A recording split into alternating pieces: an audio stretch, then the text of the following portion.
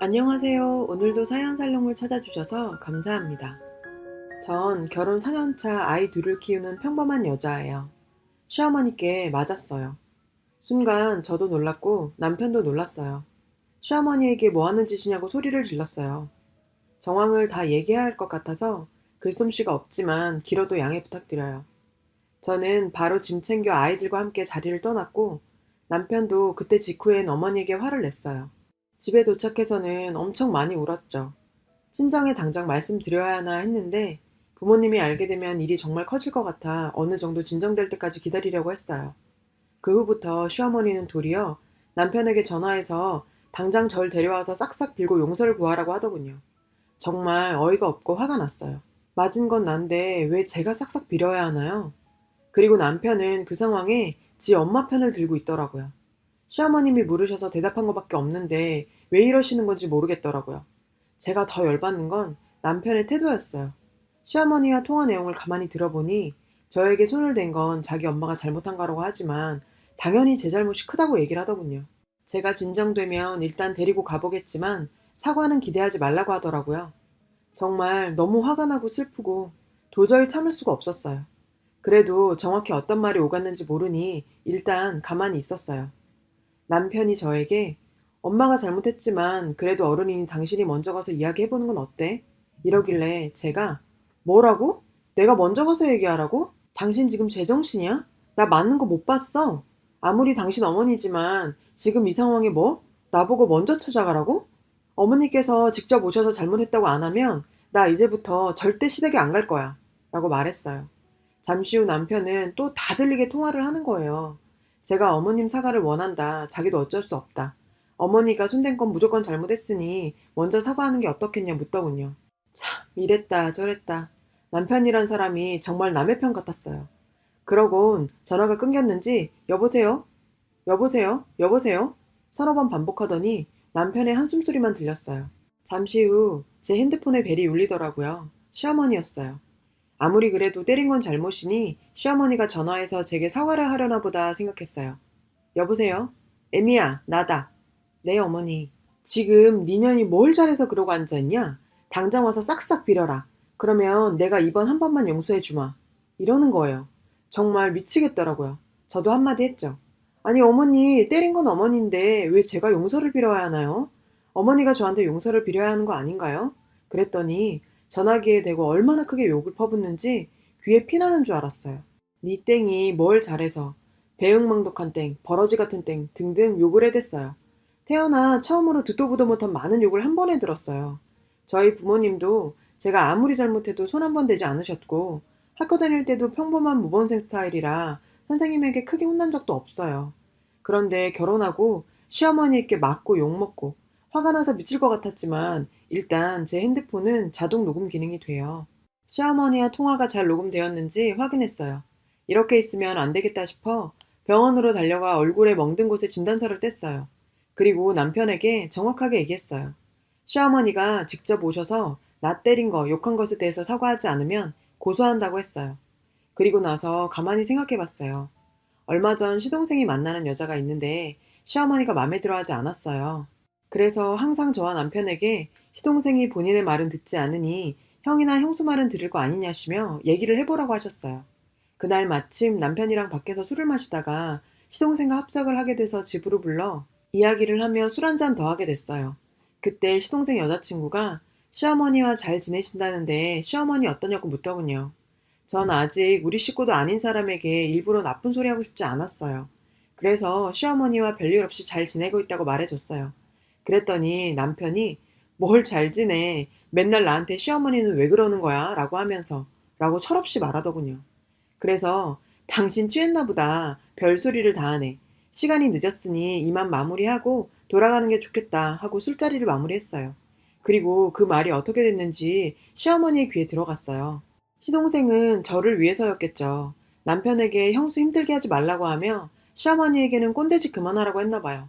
그리고 지난달 남편과 아이를 데리고 저녁을 먹으러 본가에 갔고 시부모님과 간단히 술 한잔 하면서 오랜만에 기분 좋게 있는데 갑자기 시어머니께서 제게 내가 그동안 널 힘들게 했니? 하며 가볍게 물어보시더라고요. 당연히 전 아니라고 어머님이 절 힘들게 한 적 없다고 말씀드렸죠. 시어머니는 다시 한번 네 시동생이 내가 널 힘들게 한다고 하던 걸 하시더라고요. 그래서 제가 눈치를 보다가 그날 이야기인 것 같아서 있던 일을 대충 둘러댔어요. 그래도 계속 캐물으시면서 솔직히 말해달라 하셨어요. 남편이 술 취해 했던 실언을 얘기할까 하다가 안 하는 게 낫겠다고 생각해서 그런 적 없다고 했어요. 일이 터지려고 그랬는지 이상하게 시어머니는 집요하게 계속 물어보시는 거예요. 본인도 모르게 저를 힘들게 했을 수도 있지 않느냐며 이런 이야기를 서로 해야 나중에 쌓여서 곱는 것보다 낫다고 하시면서 계속 솔직히 말해달라고 하셨어요.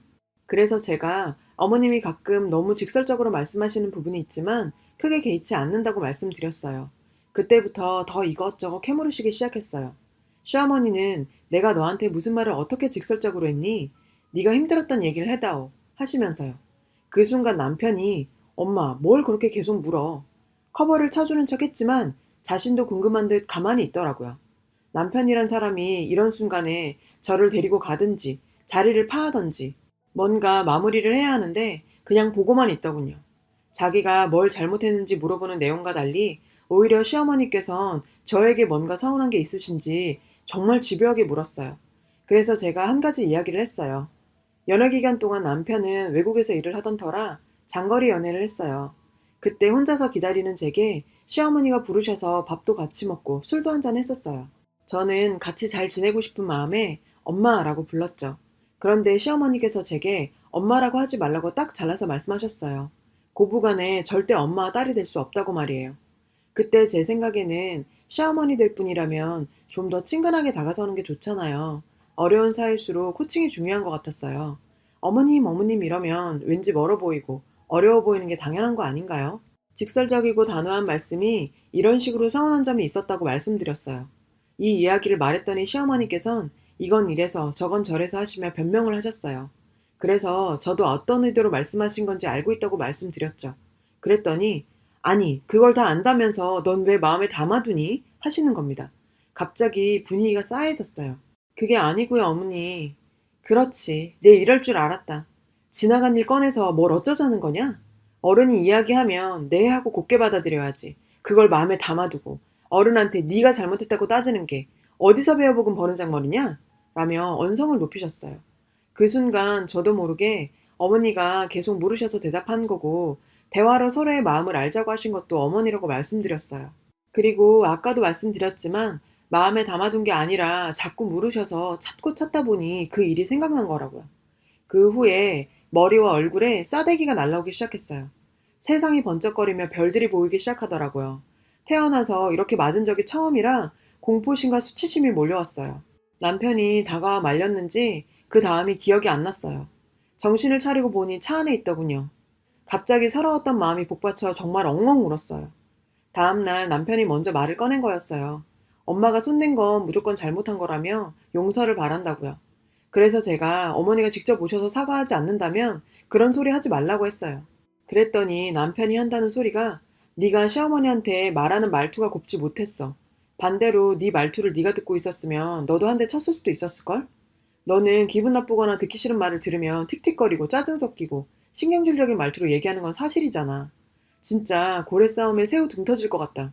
자신도 미치겠다고 큰 소리를 쳤어요. 그 순간 저도 모르게 눈이 돌더군요. 정말 제가 뭘 그렇게 잘못했는지 모르겠어요.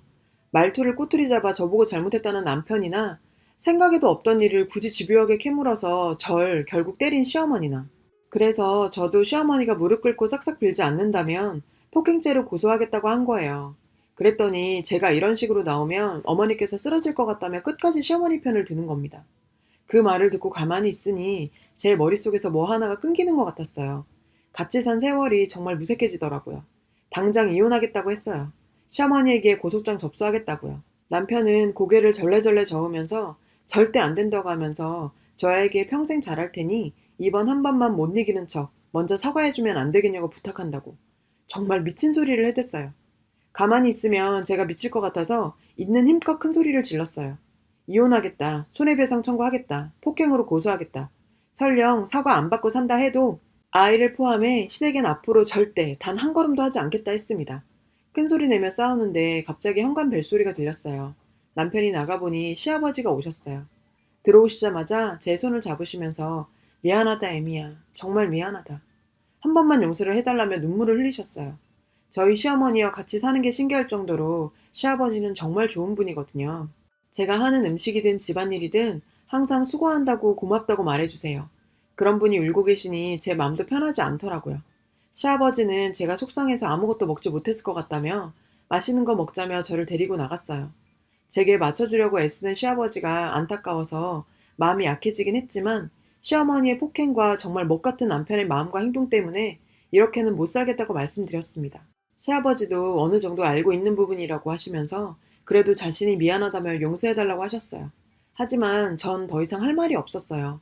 그렇게 시아버지는 가셨고 저도 짐을 챙겨서 아이들을 데리고 친정으로 왔어요.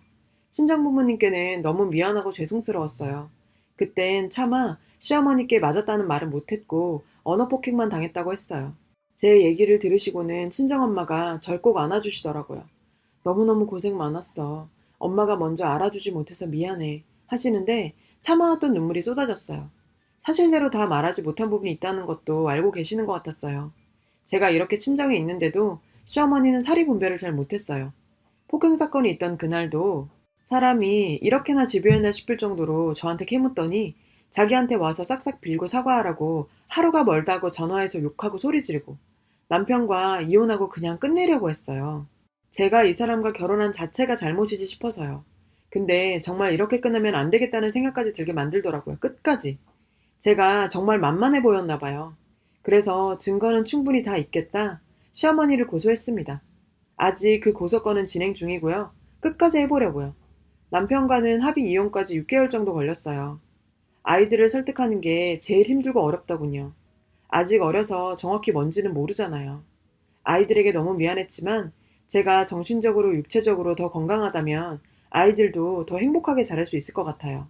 친정부모님께 폐를 끼치고 싶지 않아 저 혼자 아이를 키운다고 했어요. 하지만 친정부모님이 절대 안 된다며 손주들 클 때까지 같이 살자며 더 큰 집으로 이사를 왔어요. 참, 엄마라는 존재는 세상에 하나뿐인 건 맞나 봅니다. 엄마, 아빠, 든든한 버팀목이 되어주셔서 고맙습니다. 아직 남은 문제들이 있지만 이것저것 끝내고 나니 후련하고 새 삶의 시작에서 응원받고 싶어 주저리 썼습니다. 긴 글 읽어주셔서 감사해요. 여러분, 사연 댓글에 응원과 현명한 조언 부탁드려요. 좋아요와 구독은 저에게 큰 힘이 됩니다. 오늘도 좋은 일 가득하세요.